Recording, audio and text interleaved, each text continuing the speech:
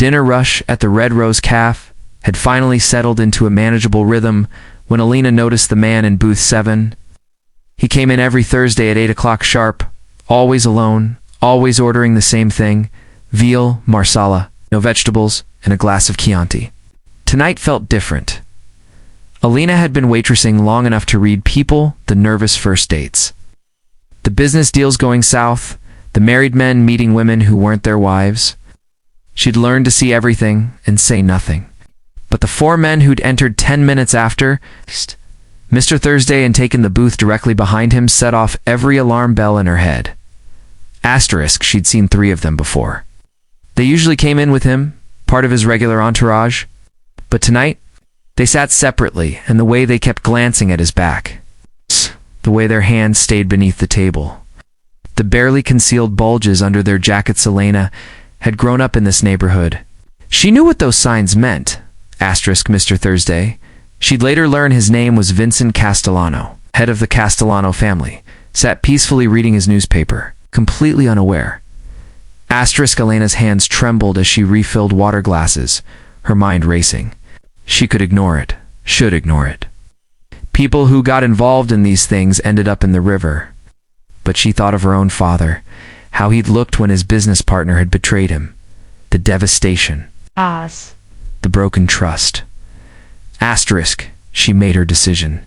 Asterisk, approaching booth 7, Alina leaned down to refill Vincent's wine glass. Her body positioned between him and the 4 men behind. Her voice was barely a whisper, her smile never wavering. Stay quiet and don't move.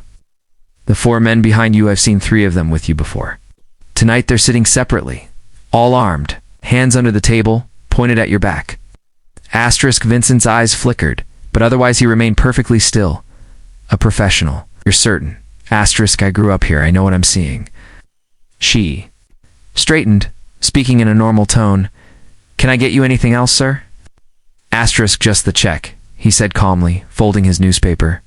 Then quietly, how many exits? Asterisk, Alina leaned down again, pretending to wipe the table. Front door, kitchen, through that hallway, office window and back. But they have the front door watched, 5th man outside, black sedan. Asterisk, the kitchen? Asterisk, leads to an alley. Fire escape on the building opposite goes to the main street. Asterisk, Vincent's lips quirked slightly. Smart girl. What's your name? Asterisk, Alina Russo. Asterisk, Alina. He pulled out his wallet, placed $300 bills on the table, far more than his meal cost. When I stand up, drop your tray. Make it loud. Can you do that? Good. Then get behind the counter and stay down. Understand? Asterisk, Elena's heart hammered. Yes. What happened next became legend in the neighborhood. Vincent rose smoothly from his seat. Alina, as instructed, let her tray crash to the floor, the sound of shattering plates filling the cafe. In that split second of distraction, Vincent moved.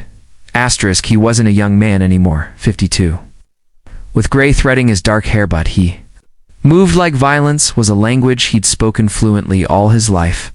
He kicked backward hard, sending his table crashing into the booth behind him. There was a muffled shout, the distinctive pop of a silenced weapon firing into the floor. Asterisk, Alina dropped behind the counter as chaos erupted. Customers screamed, running for the exits. More shots, no longer silenced. The crash of furniture. A man's cry of pain. It was over in 90 seconds. Alina cautiously raised her head to see Vincent standing amid the wreckage, gun in his hand, breathing hard. 3 of the 4 men lay on the ground, unconscious or worse. The 4th had his hands raised in surrender.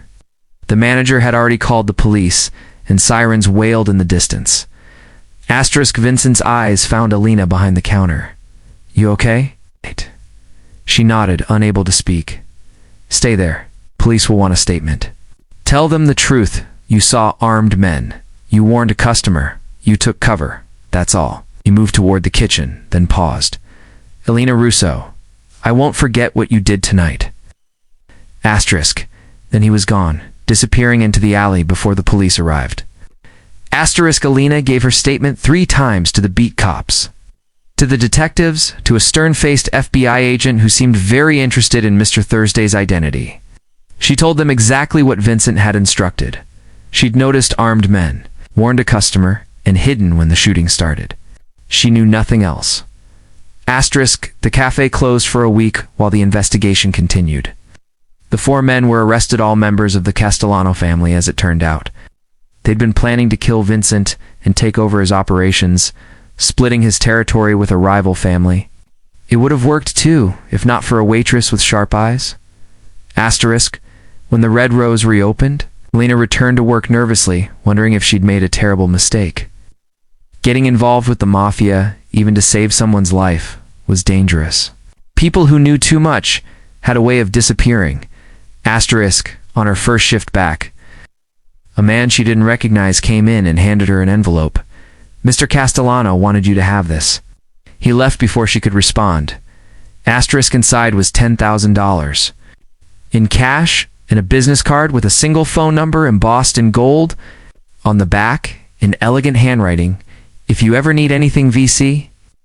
Asterisk 3 months later, Elena's younger brother Marco got mixed up with the wrong crowd loan sharks who were charging him impossible interest rates, threatening their mother's house. Alina stared at the business card for a long time before dialing the number. Asterisk Vincent answered on the second ring. "Elena Russo. How did you? I don't forget people who saved my life. What do you need?" Asterisk, she explained about Marco, her voice shaking. "I'm not asking for charity. I can pay it back. I just need time, and they won't asterisk give me the names," Vincent interrupted. "And the amount." Asterisk, $30,000. "But Mr. Castellano," asterisk, Vincent. "You saved my life, Elena. You think I put a price tag on that?" He was quiet for a moment. "The debt's forgiven, as of right now. And the men who threaten your mother's house, they won't bother you again.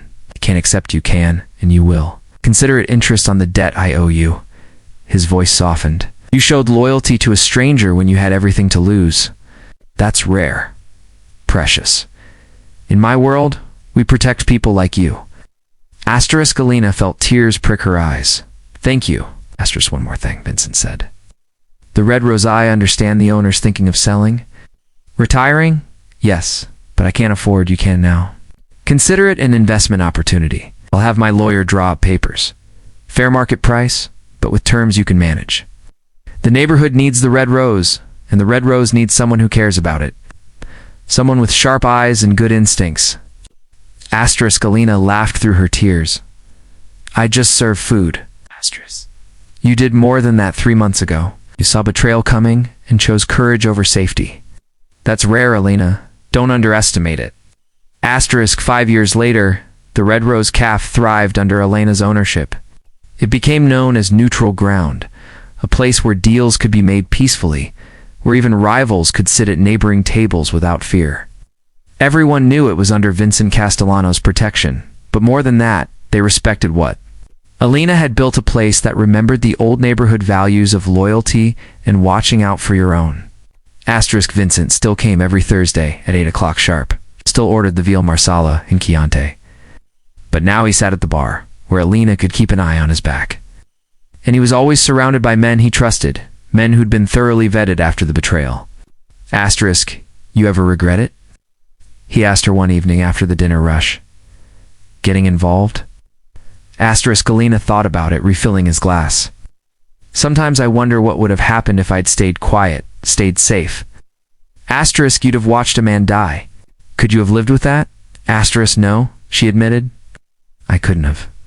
Asterisk Vincent smiled. "That's the difference between good people and everyone else. Good people can't stand by and do nothing, even when it costs them. It's even when it's dangerous." He raised his glass to Elena Russo, the waitress who saved a mafia boss and became a legend in her own right. Asterisk, she clinked her glass against his, smiling. "To staying quiet and not moving except when you should do exactly the opposite." Asterisk in the neighborhood. They still told the story, how a waitress with sharp eyes and a brave heart had seen betrayal coming and chosen to act. How she'd whispered for words that changed everything. Stay quiet and don't move. And how in doing so, she'd earned the loyalty of the most powerful man in the city and built an empire of her. Own one plate of veal marsala at a time,